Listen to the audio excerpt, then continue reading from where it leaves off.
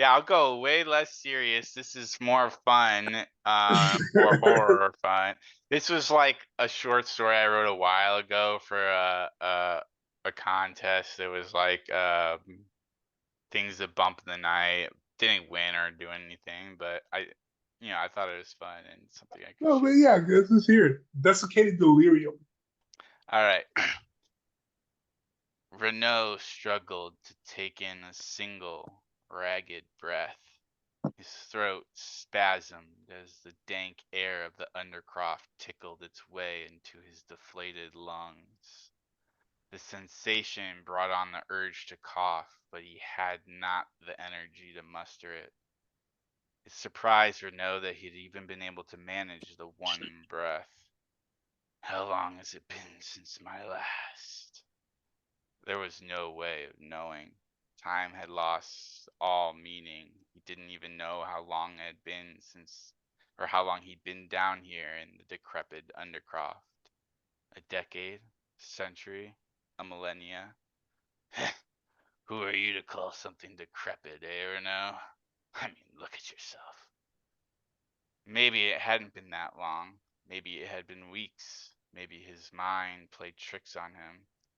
Well, that's a certainty, and nothing new to be sure. It's not like I was altogether sane even before. Darkness crept in at the edges of his vision, and his mind winked out. Renault stalked the sexton through the halls of the dimly lit chantry. He could feel the man's spirit hum to the thrumming of his heart. Renault closed his eyes and licked the corner of his lips, giddy with anticipation. Patience, Renault, patience. Don't spoil the hunt. Savor it. The sexton carried a candle-lit lantern that bobbed and swayed with his every step. Renault allowed himself to become mesmerized by the motion as he crept in the shadows. The man slipped through a veiled archway behind the central dais. To the Undercroft we go, eh? A perfect place to die. Renault waited a moment before skulking over. He flicked the shroud aside. Wait, something is wrong. The man's lifeblood beats to the wrong tune. Why does it sing with such confidence? The sexton was waiting for him just beyond the veil. Before Renault could react, he felt the stake pierce his chest. It burned with white hot agony that rippled through his whole body. My heart. He missed my heart. An inane thought. The realization did him no good as he crashed to the floor. Renault's eyes flew open, or they would have flown open had his eyes not withered away to little more than dust. He peered down at the jagged, ill-carved stake that mercilessly stuck out from the center of his chest. The man had the forethought to plan my demise, but not the dignity to whittle a better stake. How crude. His gaze lingered on his shriveled, emaciated self. The black robes he once wore had tattered to nothingness. I've seen corpses with more vigor. I wonder what Georgiana would think of me now. Would the devilish Duchess be amused or sickened? Who's to know? She's probably long dead. Renault became increasingly fixated with the rigid wooden shaft lodged inside of him. He couldn't feel it. Not anymore. And thank the goddess for that.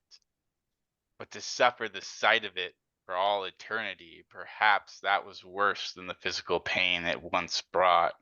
The knowledge it was but inches away from his salvation was a torment that gnawed at his mind. What's left of it, at least? But wait. Ooh, that's an idea.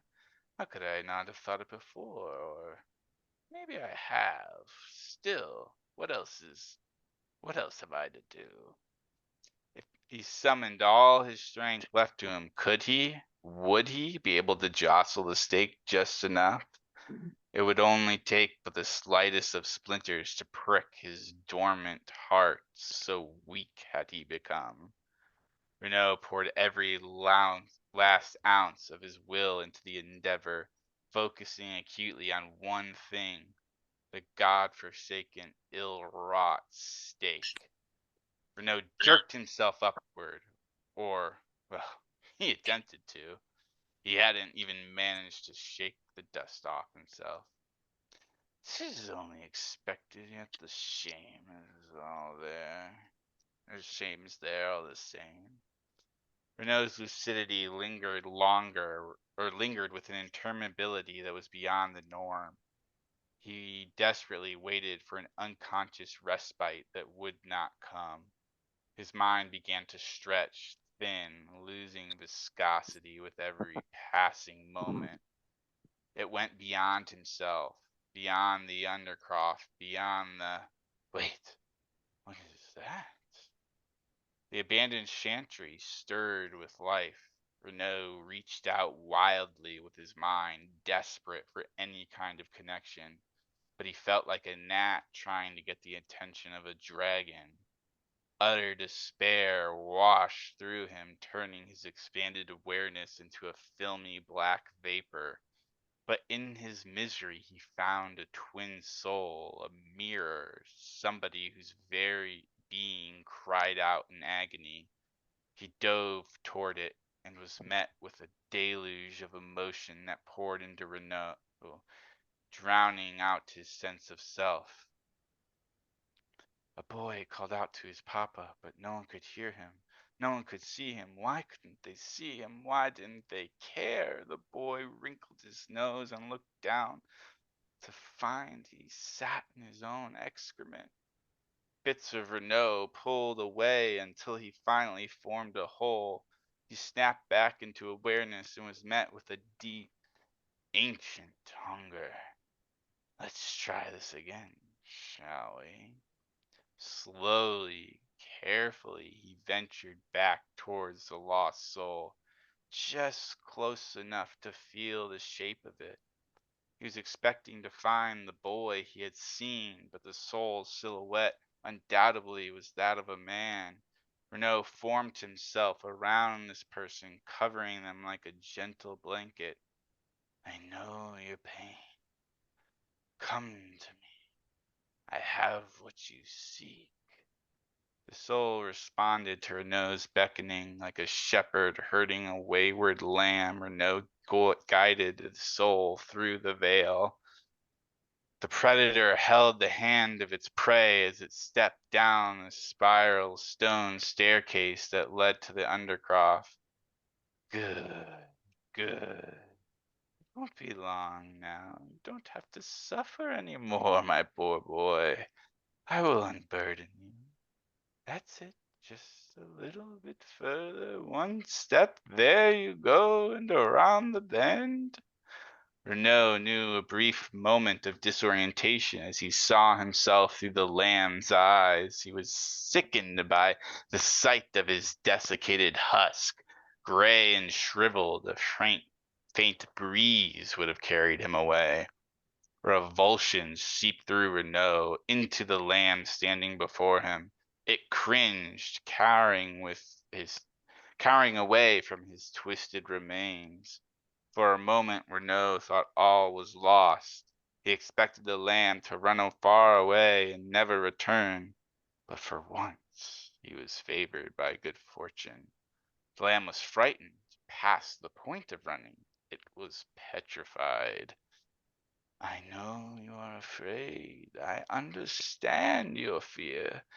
If you let me, I can take it from you. Is that not something you want? Something you crave? Renaud felt a tepid sense of assent. He peered through the lamb's eyes and saw the scars on its wrists. You've done this before. See, it won't be hard. You know what to do. The lamb bent down and picked up a jagged rock. It held it out, ready to strike. Do it. The lamb obeyed, its will too weak, too broken to resist Renault's compulsion. It dashed the rock against its wrists, awakening old wounds. Blood spurted in every direction.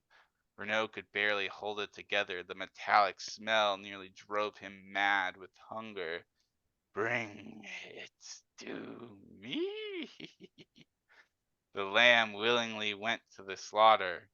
Sweet, euphoric life pulsed through Renault as he drained the lamb dry, but when his eyes flitted open, Renault sought not but the grotesque steak that had just missed his heart. Mm. You're an actor? And the vocals was what did it for me. Yeah.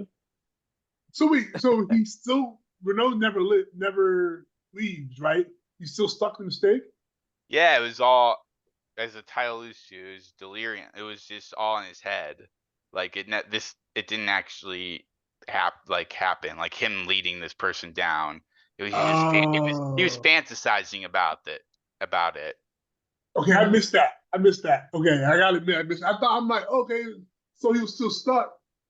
Huh. Oh, I cause think yeah. that was I think that was maybe one of the things I could have improved that to make that more clear. I tried to establish like in the first stanza like he's gone mad, and then I also have in the title, this is desiccated delirium. This is this is No, the it makes sense delirious of being. now But because if he's too weak to even move, how's he strong enough to compel someone who's like, I don't know, like 300 feet away or something? right, yeah, He's, it's like, totally now it makes sense, but like before, I was like, huh? Damn, that was a good story, man. I don't know. I don't know. Somebody must have paid off the reps or something. I don't know how did it make it. Okay, so it's good. However, I'm going to be the devil's advocate. Oh, the why is okay, vampire movies. If they drive a wooden stake through your heart, then it'll kill the vampire. If he drove the wooden stake in his chest and missed the heart, why is the vampire stuck? Why he can't just pull that piece of stick out and kill the perpetrator?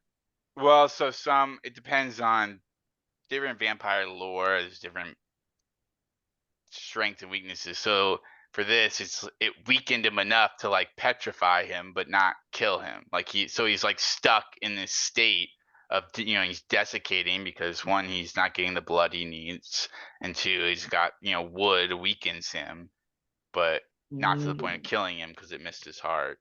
And that's how it's portrayed in some, but then others, yeah, if it doesn't hit their heart, so that's just like a difference between different Wait, this is a vampire portrayals. story? What? This is a vampire? Yeah. Yeah. Renault's a vampire. Oops, I missed that.